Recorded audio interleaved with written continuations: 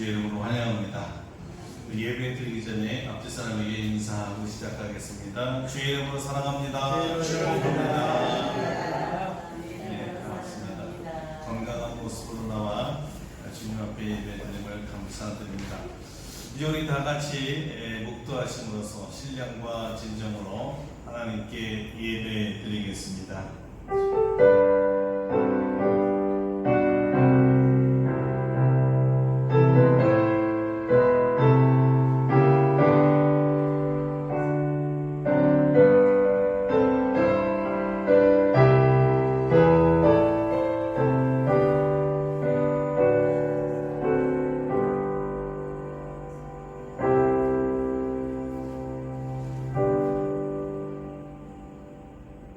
내 이름으로 일컫는 내 백성이 그들의 악한 길에서 떠나 스스로 낮추고 기도하여 내 얼굴을 찾으면 내가 하늘에서 듣고 그들의 죄를 사하고 그들의 땅을 고칠지라. 아멘. 우리를 하나님의 자녀로 불러주시고 만민이 기도하는 여호와의 성전에서 기도하며 찬송하며 예배하게 하신 주님께 감사를 드립니다. 아멘. 오늘 거룩한 주일을 허락하여 주셔서 죽은 자 가운데서 다시 살아나시고 부활하셔서 만군의 주가 되신 예수 그리스도를 경배하며 예수님을 우리에게 보내주신 하나님 아버지와 예수 그리스도의 구속의 사건을 알게 해주신 우리 성령 하나님께 감사와 찬송과 영광을 돌립니다. 오늘도 예배하는 자에게 하나님이 예비하신 무한한 은혜를 부어주시고 우리 심령 속에 강같이 흐르는 평강이 있게 하여 주시옵소서. 예수님의 이름으로 기도드립니다. 아멘. 아멘. 다같이 일어나셔서 찬송가 1장으로 하나님께 영광 돌립니다.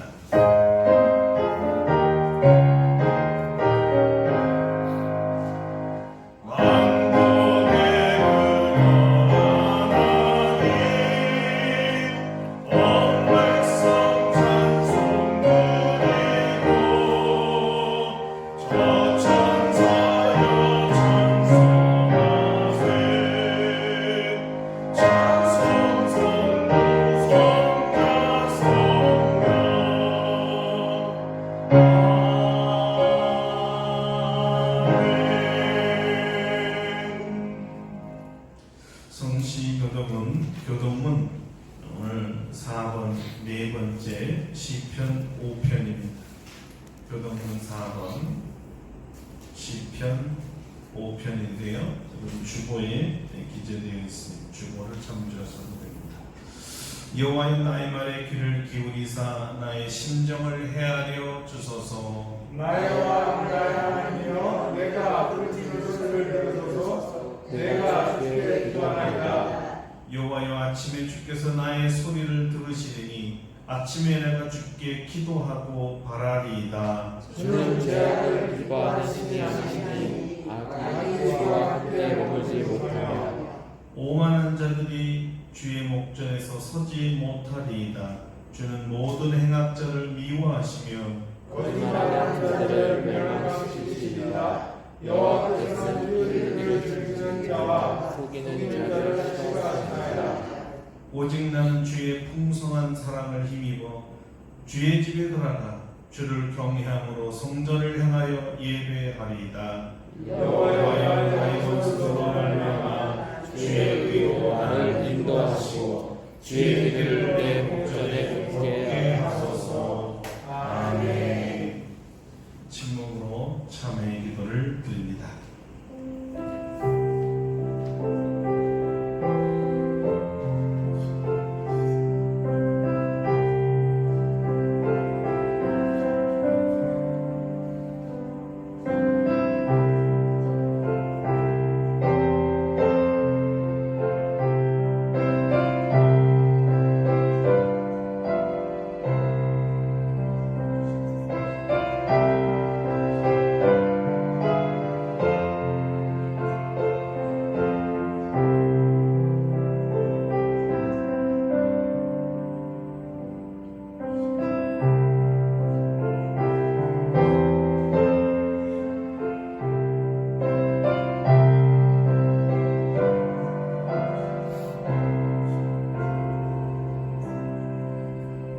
우리를 향한 하나님의 용서의 말씀입니다. 그러므로 이제 그리스도 예수 안에 있는 자에게는 결코 정죄함이 없나니 이는 그리스도 예수 안에 있는 생명의 성령의 법이 죄와 사망의 법에서 너를 해방하였습니다. 아멘. 사도신경으로 우리의 신앙을 고백합니다. 나는 전능하신 아버지 하나님 천지의 창조주를 믿습니다. 나는 그의 유일하신 아들 우리 주 예수 그리스도를 믿습니다.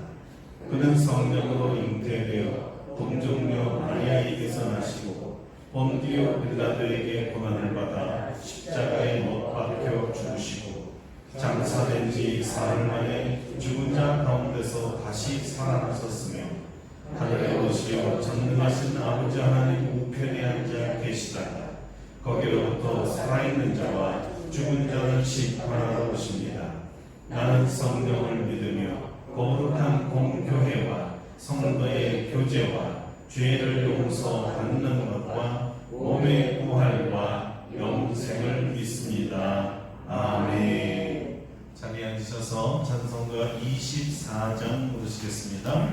24장입니다.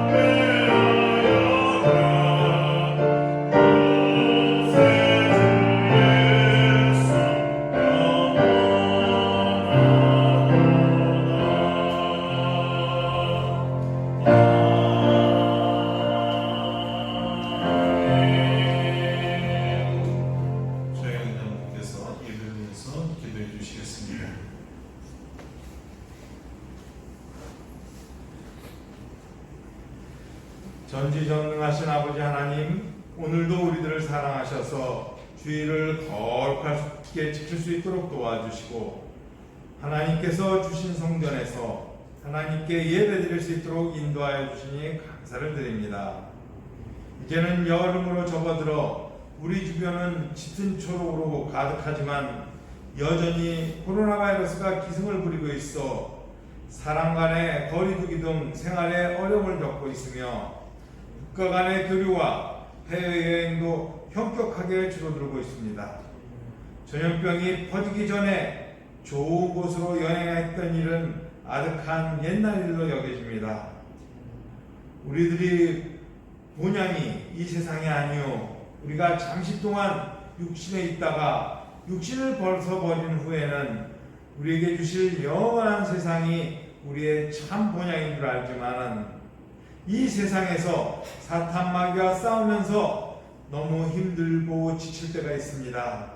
하지만 주님께서 우리들에게 아름답고 복된 교회를 허락하시고 이렇게 아름다운 공간에서 세상에서 지친 몸을 회복하고 생명의 떡 하나님의 말씀을 공급받을 수 있음을 생각할 때 감사하지 아니할 수 없습니다. 특별히 우리 아름답고 복된 교회 성도들을 위해서 하나님께서 김성태 목사님을 우리에게 목자로 보내셔서 양떼를 지키게 하시고 하나님의 말씀을 전하게 하여 주시니 감사를 드립니다. 우리 담임 목사님께 영역을 더하여 주시고 교육간의 강건함을 허락하여 주셔서 뜨거운 여름을 지나는 동안 지치지 않도록 지켜주시고 하나님께서 맡겨주신 사역을 하나도 빠짐없이 잘 감당할 수 있도록 도와주시옵소서. 목사님 옆에서 필요한 것을 채우시며 도우시는 안사라 사모님을 위해 기도합니다. 어려운 살림살이를 꾸리며 살아가는 마음을 위로하여 주시고 충만한 은혜를 내려주셔서 예수님 때문에 항상 즐겁고도 기쁜 삶을 살 수 있도록 도와주시옵소서. 해서 역시 전염병 때문에 어려움을 겪고 있을 두 자녀의 가정에도 함께하여 주셔서 한 사람도 전염병에 걸리지 않고 모든 일에 형통하여 자신들이 계획하고 있는 모든 일들을 다 이루어낼 수 있도록 도와주시옵소서. 목사님 온 가족이 합력하여 선을 이루며 하나님께서 기뻐하는 집안 될 수 있도록 도와주시옵소서. 아름답고 복된 교회 성도들을 기억하여 주셔서 더위와 바이러스 사태에 지쳐있는 심신을 회복시켜 주시고 교회와 각 처소에서 기도에 힘쓸 때 모든 기도 제목이 응답받고 은혜 충만함을 받아서 더욱 굳건한 마음을 가지고 하나님께서 우리 교회에 맡기신 사역을 잘 감당할 수 있도록 도와주시옵소서. 또한 이 땅에서 생활할 때 먹을 것, 입을 것을 풍족하게 부어주시고 나이가 들어도 건강한 마음을 유지하며 자녀들이 번성하여 다른 사람들로부터 존경받고 부러움 받는 성도들이 다 될 수 있도록 도와주시옵소서. 이 시간에 주님만을 바라보고 나아갑니다. 오늘 단위에 세우신 담임 목사님에게 말씀을 전할 때 성령의 두루마기를 덧입혀 주시고 입술에 기름을 부으셔서 하나님께서 예비하신 말씀 잘 선포할 수 있도록 도와주시옵소서. 말씀을 선포할 때 은혜와 능력이 충만하도록 도와주셔서 말씀을 받는 모든 성도들 하나님의 말씀을 아멘으로 화답하고 은혜받고 변화받고 새로움을 받는데 부족함이 없도록 도와주시옵소서. 오늘도 주님께서 예비하신 모든 은혜를 다 받아 누리기를 바라와서 이 모든 말씀 우리를 사랑하신 예수님 이름으로 기도드립니다. 아멘.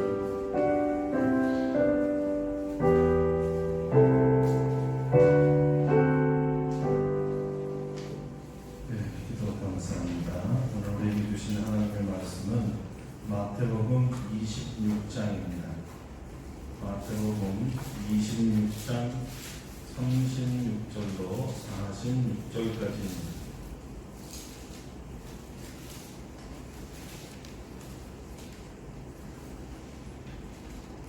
신약성경 마태복음 26장 36절로 46절까지입니다.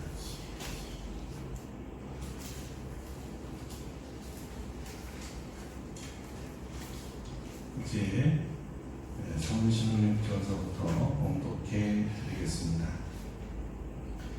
이에 예수께서 제자들과 함께 겟세마네라 하는 곳에 이르러 제자들에게 이르시되 내가 저기 가서 기도할 동안에 너희는 여기 앉아있으라 하시고 베드로와 세베대의 두 아들을 데리고 가실새 고민하고 슬퍼하사 이에 말씀하시되 내 마음이 매우 고민하여 죽게 되었으니 너희는 여기 머물러 나와 함께 깨어 있으라 하시고 조금 나아가서 얼굴을 땅에 다시 대시고 엎드려 기도하여 이르시되 내 아버지여 만일 할만하시거든 이 잔을 내게서 지나가게 하옵소서. 그러나 나의 원대로 마시옵고 아버지의 원대로 하옵소서 하시고 제자들에게 오사 그 자는 것을 보시고 베드로에게 말씀하시되 너희가 나와 함께 한 시간도 이렇게 깨어 있을 수 없더냐. 시험에 들지 않게 깨어 기도하라. 마음에는 원이로되 육신이 약하도다 하시고 다시 두 번째 나아가 기도하여 이르시되 내 아버지여 만일 내가 마시지 않고는 이 잔이 내게서 지나갈 수 없거든 아버지의 원대로 되기를 원하나이다 하시고 다시 오사 보신즉 그들이 자니 이는 그들의 눈이 피곤함일러라. 또 그들을 두시고 나아가 세 번째 같은 말씀으로 기도하신 후 이에 제자들에게 오사 이르시되 이제는 자고 쉬라. 보라 때가 가까이 왔으니 인자가 죄인의 손에 팔리느니라. 일어나라 함께 가자. 보라 나를 파는 자가 가까이 왔느니라. 아멘. 할렐루야. 아멘. 오늘의 말씀으로 우리에게 은혜 주실 줄 믿습니다. 오늘은 깨어 기도하라. 깨어 기도하라는 제목으로 말씀을 증거하겠습니다. 6월 27일 날짜로 전 세계 코로나 확진자 수는 990만 4,552명이었고 사망자는 49만 6,823명이었습니다. 우리나라는 확진자가 12,653명이고 사망자는 282명입니다. 코로나 발병 6개월 만에 약 1,000만 명이나 되는 사람이 고통을 받고 있습니다. 눈에도 보이지 않는 아주 작은 입자의 바이러스가 전 세계 인류를 고통 속으로 몰아넣었습니다. 우리는 지구촌 재난을 보면서 인간이 얼마나 약한 존재인가를 새삼 깨닫게 됩니다. 속수무책으로 귀한 생명들이 수십만 명이나 이미 죽었고 앞으로도 얼마나 더 많은 사람들이 죽어야 끝날지 모릅니다. 인간은 하나님의 최고의 작품이라 천사보다 조금 못한 존재라고 성경은 말하면서 하나님의 형상을 닮아 창의력과 도덕성과 영성을 가지고 어떤 극한 상황도 극복하는 놀라운 힘을 하나님께서 주셨습니다.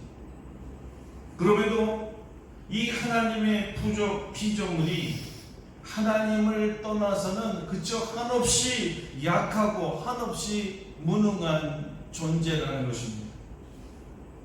하나님의 도움 없이는 무가치하고 할 수 없는 것과 할 수 없는 일이 너무나 많습니다.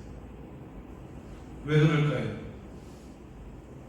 하나님께서 인간을 창조하셨을 때 하나님을 절대 의존하는 존재로 만드셨기 때문입니다. 하나님과 손을 잡아야만 살 수 있게 만드신 것입니다. 그래서 위험과 난간과 인간이 해결할 수 없는 자연재해나 극한 상황에서 하나님의 도움을 구하도록 주신 채널이 바로 기도입니다. 하나님께 나의 SOS를 알리는 방법입니다. 하나님 도와주세요. 하나님 살려주세요. 부르짖게 만드셨습니다. 그때마다 주님께서는 이렇게 말씀하셨습니다. 내가 여기 있다고 했잖니. 내가 너를 떠나지 않겠다고 약속하지 않았니? 내가 너를 도와준다고 했잖니? 하시면서 우리로 하여금 주님의 약속을 기억하게 하시고 이 기억으로 주님께 기도하게 만드시는 거예요. 자, 먼저 주님의 도움의 약속을 직접 들어보시기 바랍니다. 두려워하지 말라. 내가 너와 함께함이라. 놀라지 말라. 내가 너의 하나님이 됨이라. 내가 너를 굳세게 하리라. 참으로 너를 도와주리라. 참으로 나의 의로운 오른손으로 너를 붙들리라. 아멘. 할렐루야. 이 약속을 붙잡고 주님 도와주세요 라고 기도하면 그 말과 함께 하나님은 그를 위해 예비한 도움을 주시기 시작합니다. 우리가 기도를 시작할 때 주님도 응답하기 시작하는 것입니다. 많은 그리스도인들은 코로나로 인해 기도하지 못하게 되었다고 말합니다. 금요 기도회도 없고 다른 기도 모임도 참여하지 못해서 자연적으로 기도 시간이 줄었다고 합니다. 상황이 악화되면 기도 시간이 줄어든다. 합리적이죠. 이런 합리적 변명이 과연 맞을까요? 성경은 이에 대해서 무엇이라고 말할까요? 오늘 예수님은 몇 시간 안 있으면 죄인의 손에 팔려갈 것입니다. 보라 나를 판자가 가까이 왔다. 이 말은 주님께서 기도하기 직전에 얼마나 위급한 상황이었는가를 예고해 준 말씀이었습니다. 그러니까 주님께서는 자신의 시간이 다 된 것을 아셨고 자기 시간의 마감은 12 제자 중에 하나인 가룟 유다에게 팔림으로부터 시작되는 것도 알고 계셨습니다. 이제 보나마나 끝인 이 상황에서 과연 예수님이 기도할 필요가 있었을까요? 어차피 예정 가운데 성경의 예언대로 제자에게 팔려서 결국 십자가에 처형당하게 될 것인데 말입니다. 이렇게 모든 것이 막혀서 사회적 거리두기로 자연스럽게 기도 모임까지 막혔는데 기도할 필요가 있을까요? 이런 합리적 변명을 하시는 분이시라면 더 심각한 상황에서 주님께서 어떻게 하셨는가를 알면 답이 나옵니다. 주님께서는 뻔히 보이는 고난의 십자가 앞에서 죽기 살기로 하나님께 기도했습니다. 고민하고 슬퍼하셨고 마음이 슬픔으로 죽게 되었다고까지 속마음을 제자들에게 털어놓았습니다. 여러분, 예수님은 하나님이시잖아요. 그런데 하나님이신 예수님도 동시에 참 인간이시기에 우리처럼 죽음 앞에서 고통스러우셨고 슬프셨고 마음도 죽게 되었다고 털어놓으신 것입니다. 그리고 하나님 아버지께 예상되는 십자가 처형이 너무 무섭고 두렵고 감당하기 어려울 것이라는 생각에 할 수만 했으면 이 십자가를 피하게 해달라고 기도하셨습니다. 그래요. 마음이 죽게 된 상황에서 기도하면 뭐하나 이런 게 아니었습니다. 이 상황에 하나님은 나를 돕지 않고 무엇하시나? 주무시나? 나에게 관심이 더 이상 없으신가? 내 기도를 듣지 않으신 하나님이라면 차라리 기도하지 말자. 이렇지 않았습니다. 주님은 기도하셨습니다. 슬플수록 고통스러울수록 마음이 죽게 될수록 기도할 수 없는 상황이라고 판단될수록 더욱 기도하셨습니다. 기도 이외에 다른 것을 할 수가 없었습니다. 오로지 기도뿐이었습니다. 기도만이 자기의 십자가를 감당할 수 있는, 당당하게 질 수 있는 힘을 하나님으로부터 얻을 수 있는 유일한 길이라는 것을 아셨기 때문이죠. 우리가 이 국제적 난관을, 이 고난을 이길 방법은 무엇일까요? 뭐 시작했으니까 뭐 다 지나가는 거지 뭐 곧 지나가리라. 누군가 잘 해결줄 거야. 죽을 만큼 다 죽은 다음에는 뭐 다 끝나겠지요.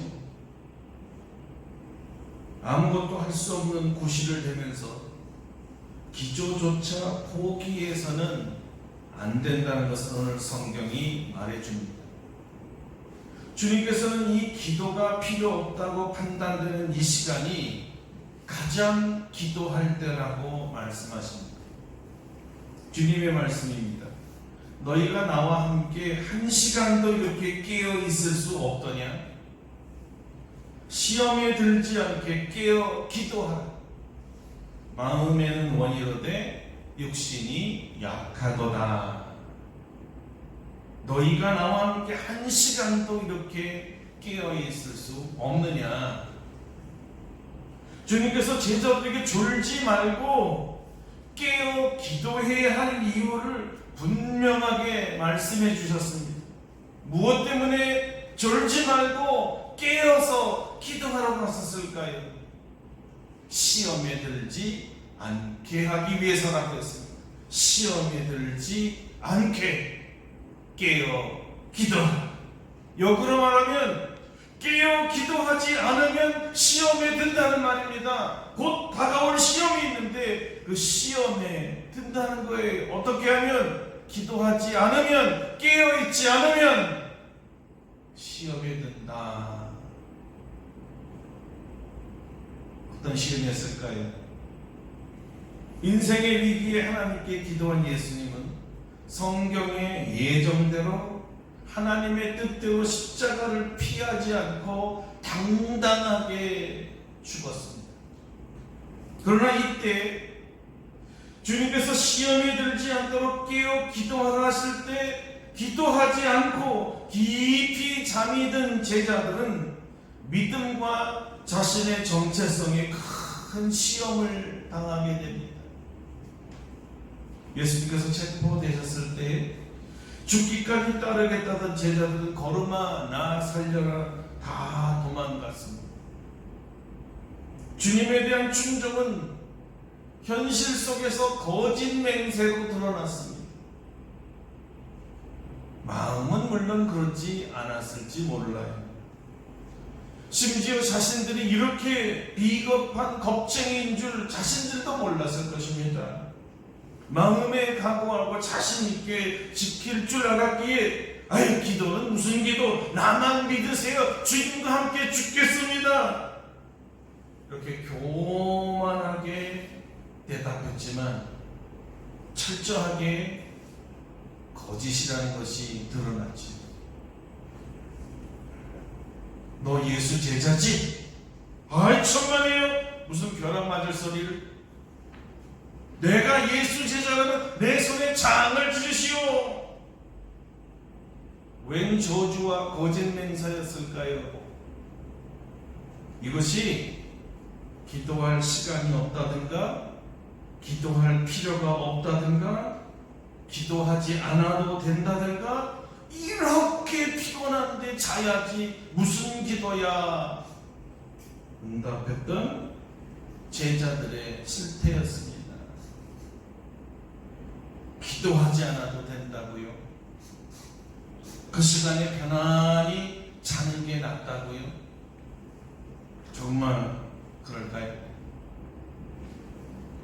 왜 깨어 기도하라 하셨는데 그것도 3번씩이나 기도하다 말고 다시 제자들에게 돌아와서 깨어 기도하라. 기도하지 않으면 곧 올 시험에 넘어가 곤욕을 치른다 말씀하셨는데 결국 잠에서 깨어나지 못했을까요? 예수님은 마음에는 원이라도 육신이 약하도다라는 말씀을 하셨습니다. 그러니까 어떤 사람, 졸기 좋아하는 사람들이 말하기를 예수님이 벌써 이해한 거예요. 육신이 약하다 그러지 않아요. 그러니까 좀 피곤하면 기도하지 않아도 된다라는 뜻 아니겠습니까? 천만에요.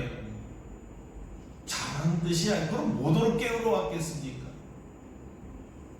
육신이 약하면 기도하지 않으면 안 된다는 게 아니라 육신이 약하니까 기도하지 않으면 그 육신의 연약함 때문에 어려움을 당하게 된다. 그러니까 기도하라, 깨어있어라. 역설적인 충고였습니다. 육신이 약하다고 피곤하다고 기도하지 않아도 된다는 안일주의자들이 당할 고난을 예견하면서 예수님은 마음이 안타까웠던 것입니다. 아, 저러다가 어떻게 되려고. 여러분, 피곤하면 예배 시간에 자도 됩니까? 피곤하니까. 피곤하면 극한 위기 상황에 자도 되나요? 이 세계적 팬데믹 상황에 매일 수백 명씩 죽어나간다는 이 상황에 나는 기도하지 않아도 된다. 이 생각이 정말 맞는 생각일까요? 난 바쁘니까, 난 피곤하니까.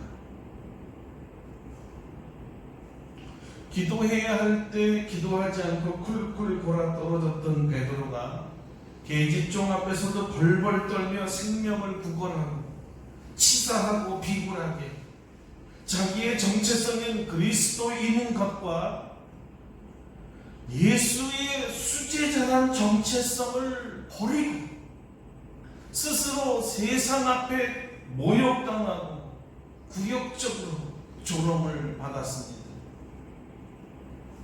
예수님을 부인하고 버렸으니까요. 일전에 예수님께서 아주 무서운 말씀을 하셨습니다. 마태복음 10장 32절 이하입니다. 누구든지 사람 앞에서 나를 시인하면 나도 하늘에 계신 내 아버지 앞에서 그를 시인할 것이요 누구든지 사람 앞에서 나를 부인하면 나도 하늘에 계신 내 아버지 앞에서 그를 부인하리라. 베드로는 아마 이 말씀이 기억나서 가슴이 철렁했을 것입니다. 내가 예수님을 부인했는데 난 그럼 어떻게 되는 건가? 내가 예수님을 버렸으니까 예수님 말씀대로면 나도 버림을 받는 것인가? 그래서 나는 결국 지옥을 가야 된단 말인가? 얼마나 무서웠을까요? 위기 상황을 위기 상황이라 인지하지 못하고 태평하게 잠을 자는 자는 정작 위기 때 큰 곤경을 당하게 될 것입니다. 베드로의 이 충격과 좌절이 얼마나 컸을까요? 성경은 그의 고충을 이렇게 전합니다. 이에 베드로가 예수의 말씀에 닭 울기 전에 네가 3번 나를 부인하리라 하심이 생각나서 밖에서 나가서 심히 통곡하니라. 심히 통곡했습니다. 예수님을 부인한 베드로가 할 수 있는 일은 심히 통곡하는 것뿐이었습니다. 예수님의 말씀대로 그 시간에 깨어 기도했다 하면 어떤 일이 일어났을까요? 아마 이랬을 것입니다. 그렇습니다. 나는 예수 믿는 사람이요. 나는 예수님의 제자 중에 수제자요. 나는 예수님이 하나님의 아들이심을 믿고 그가 메시아임을 믿는 자요. 예수님은 죄가 없습니다. 당신들이 나의 구주 예수님을 체포하고 고문하는 일에 이 일은 하나님께 불경이요 하나님의 진노를 살 대역죄이니 당장 멈추시고 죄 없는 우리 주님을 풀어주시오. 이렇게 하지 않았을까요? 기도했었다는. 그러나 이 고백은 베드로에겐 꿈이었어요. 꿈에서나 일어날 일이었어요. 현실 속에 그는 기도하지 아니함으로 정면에서 예수님이 바라보는 가운데 예수님을 부인했고 배신했고 비겁하게 나는 아니라고 거짓말까지 했습니다. 그는 배신자요 거짓말쟁이였습니다. 왜 이렇게 됐다고요? 깨어 기도하라 할 때 졸았기 때문입니다. 기도하지 않았기 때문입니다. 기도하지 않아도 괜찮다고 스스로 위로해서 그랬습니다. 피곤하면 기도하지 않아도 된다는 자기 소신 때문이었습니다. 주님께서는 깨어서 기도하라고 3번씩이나 말씀하셨는데 듣지 않고 불순종했기 때문입니다. 예수님께서 십자가에서 돌아가시고 3일 만에 부활하시고 40일 후에 승천하셨습니다.